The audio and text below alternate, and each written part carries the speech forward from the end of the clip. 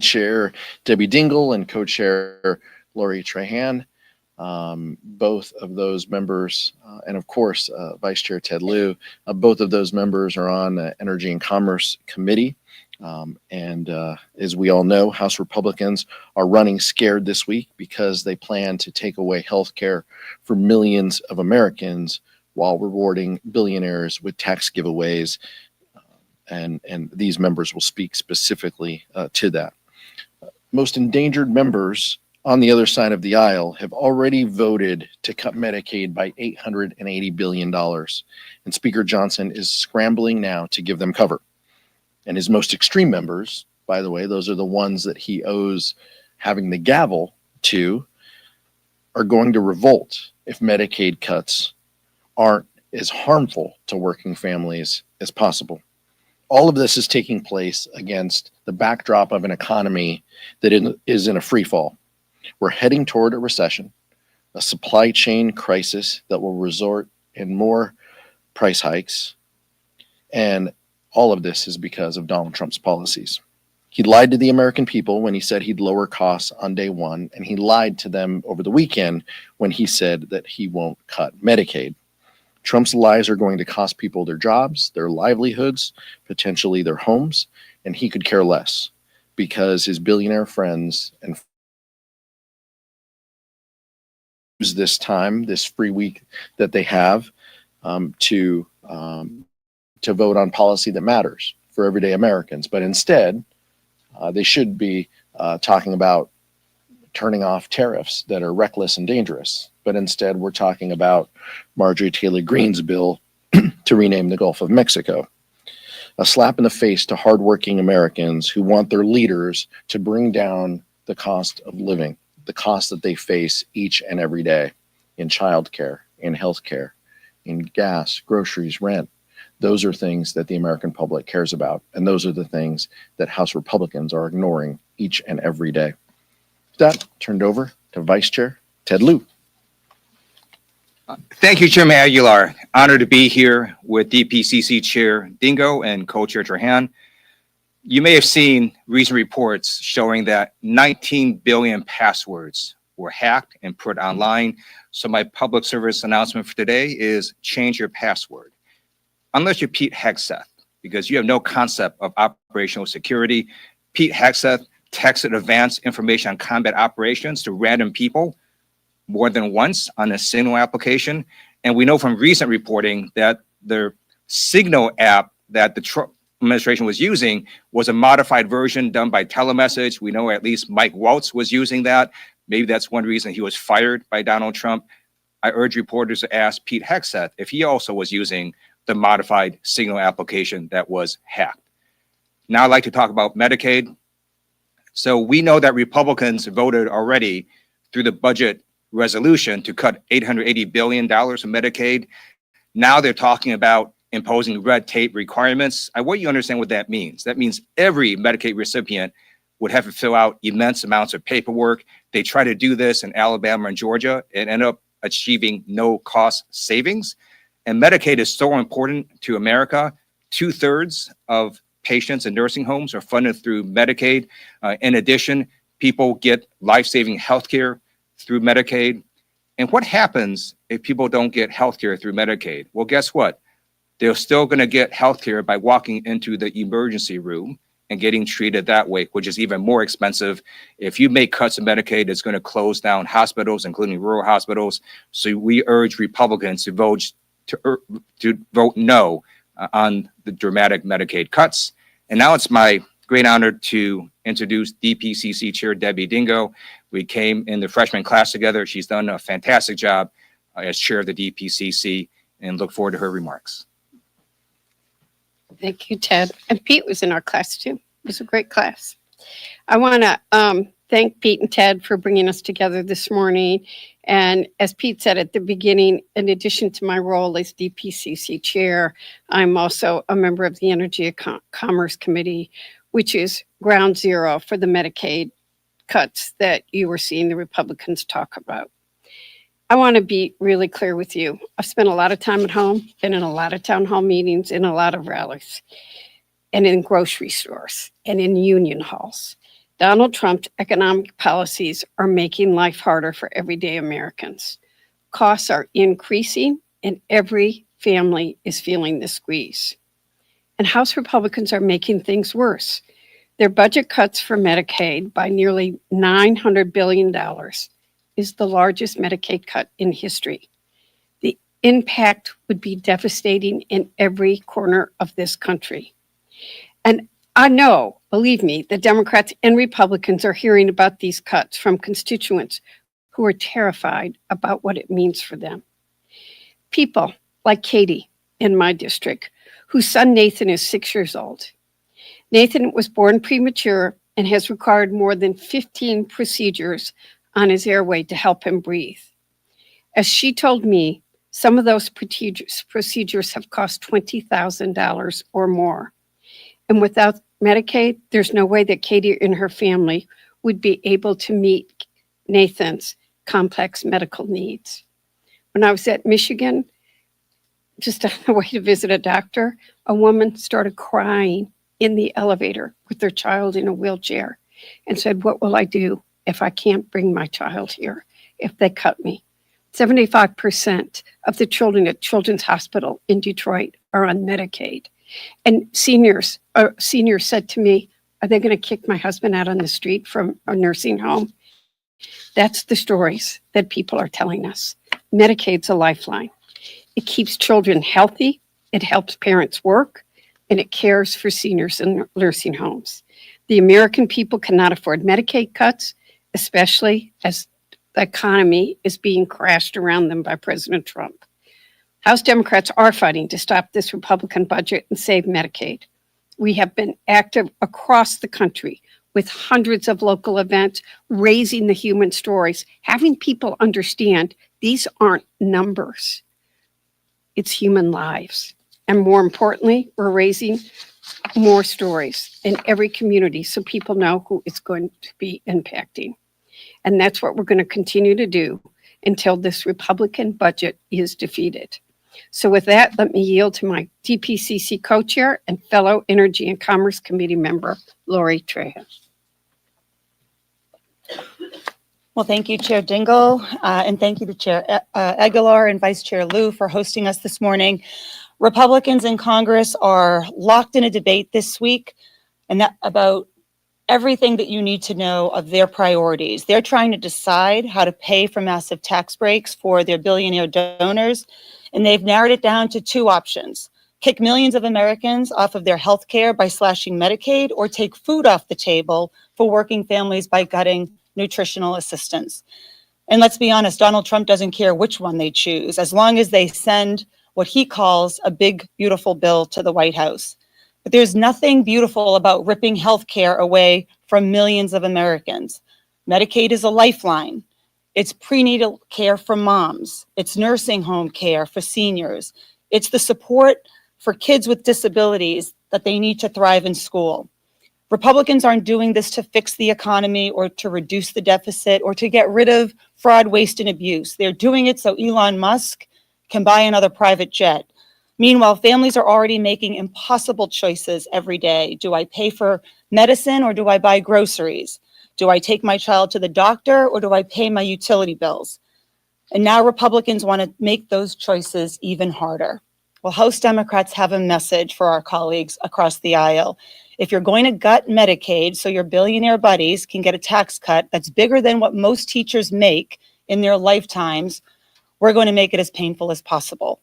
We're going to fight back, and we're going to go to your districts and explain what you're doing.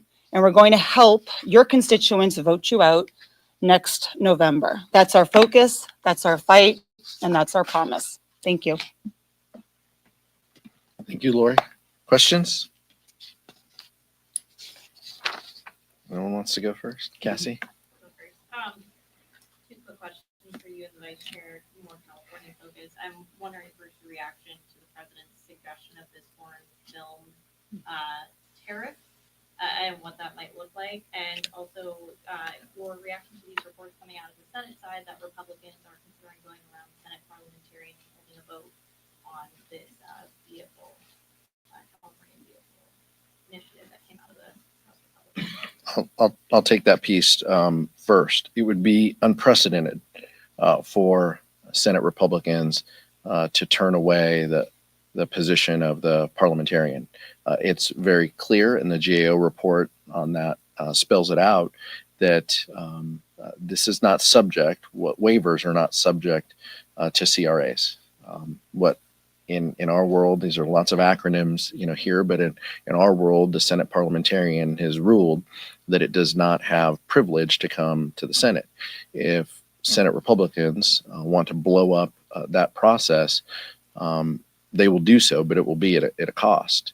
And so we would encourage our colleagues on both sides of the aisle to respect the bipartisan nature, the nonpartisan nature of the parliamentarians who help guide these operations here. With respect to foreign film piece, this is just another, I wasn't sure where you were going with this question, whether this is foreign films or whether this is Alcatraz, right? This is just nonsensical, like what he sends out, late night tweets, as a matter of policy, are just nonsensical.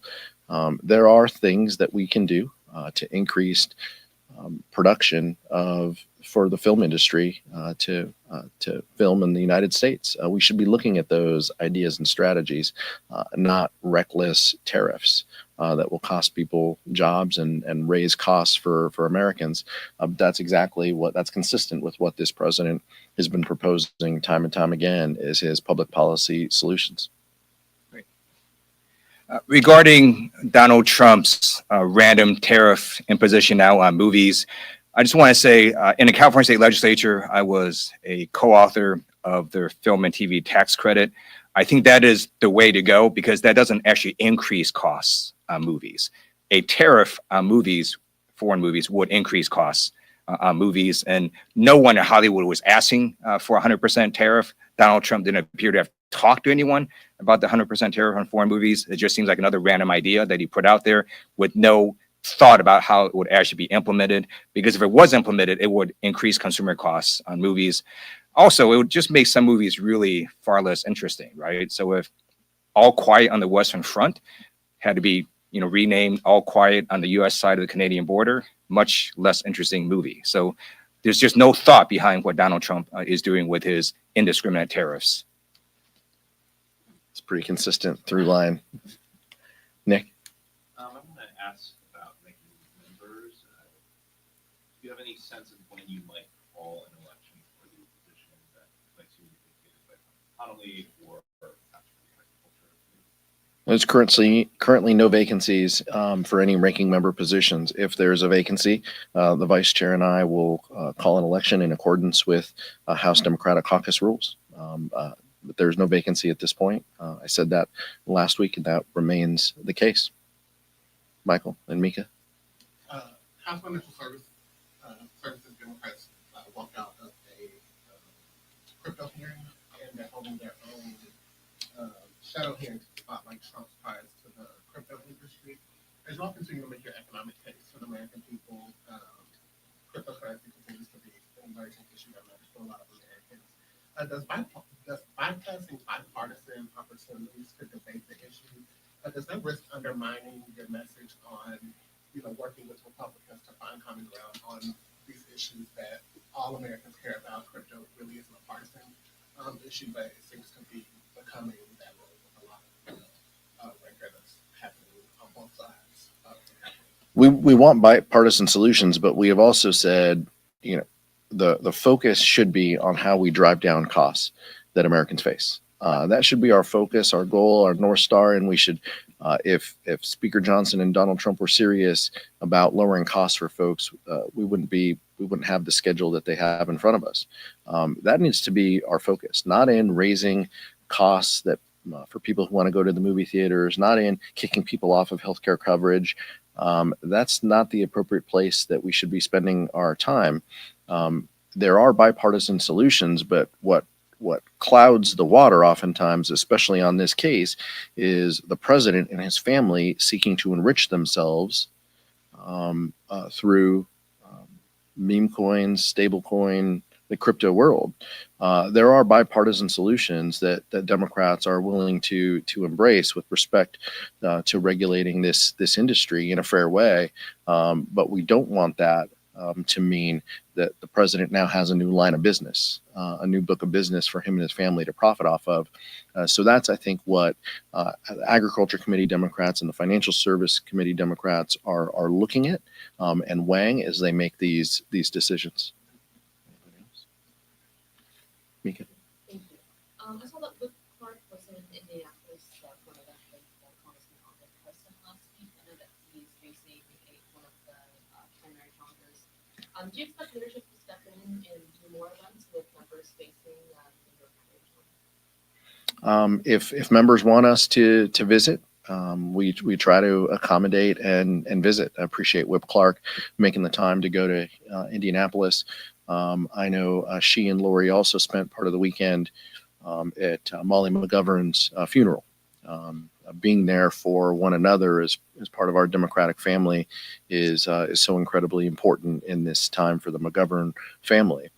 So in between all of that, the fact that Whip Clark made time for Andre Carson in Indianapolis is great, and we appreciate that. I'm not as popular. The vice chair and I aren't as popular as other members of the leadership team, but when they ask, we will try to make a trip and accommodate and be helpful. Look, we are a Democratic caucus family, and just as we have done in the past few years, if members want us to travel and to be seen and to help them, town halls, events, political matters, we want to ensure our members succeed.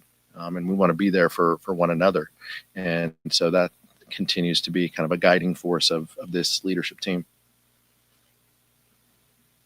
Thank you.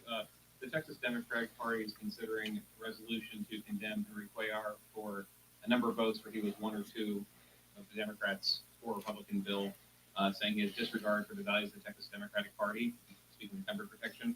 One, do you oppose Texas Democrats condemning him for those reasons? Two, does Henry Cuellar have disregard for the values of the Democratic Party? Henry Cuellar is a great member of the Democratic Caucus. I serve with him on the Appropriations Committee. He's a thoughtful public servant who always has the interests of South Texas and Laredo on his mind. He's always talking about international trade and the importance that brings to the U.S. and Texas economies. And so I'll let the Texas Democrats do what they need to do. I'm not a voter in that election, but Henry's contributions are vast and many within this caucus. Thanks, Mr. Chairman. Tomorrow, the DOGE subcommittee is holding a hearing on men and women's sports. Your understanding, what does men and women's sports have to do with government efficiency? And then secondly, how should Democrats approach the issue of transgender participation in sport, given that it's not an issue that's necessarily split on party lines? One, I have no idea what the DOGE committee has to do about this, but I assume, like many things that DOGE committee here in Congress does, it's part of some sort of handshake deal that Marjorie Taylor Greene extracted from Speaker Johnson. That's why she's leading the committee. And so they will get to talk about the issues that she wants to talk about. With respect to the issue, the president has put out an executive order. The NCAA has guidance. Each of our states have rules guiding sports in high school athletics. In California, our law says that the student gets to decide where they participate. If Republicans want to add layers of government to that, they're free to engage in that debate. We feel that is a topic that is best left to our scholastic and sports authorities locally and parents in that case. And so I'd ask Lori to also come up because she's talked about this issue in the past as a Division I athlete. But House Democrats, there's no space in between House Democrats, on this issue. We oppose Marjorie Taylor Greene, adding this to a list of things that they want to affect. Again, this does nothing to address that their policies that they're advocating are to kick people off of healthcare coverage. Nothing talks about reducing costs or the burdens that Americans face. All of this is just for show. Yeah, to be honest, I don't really have anything to add. Chairman Aguilar covered it quite well. They look at this issue as something that they can just lodge a political win. Even though the president has signed an executive order, they should be moving on to the issues that actually matter and impact so many hardworking families in this country.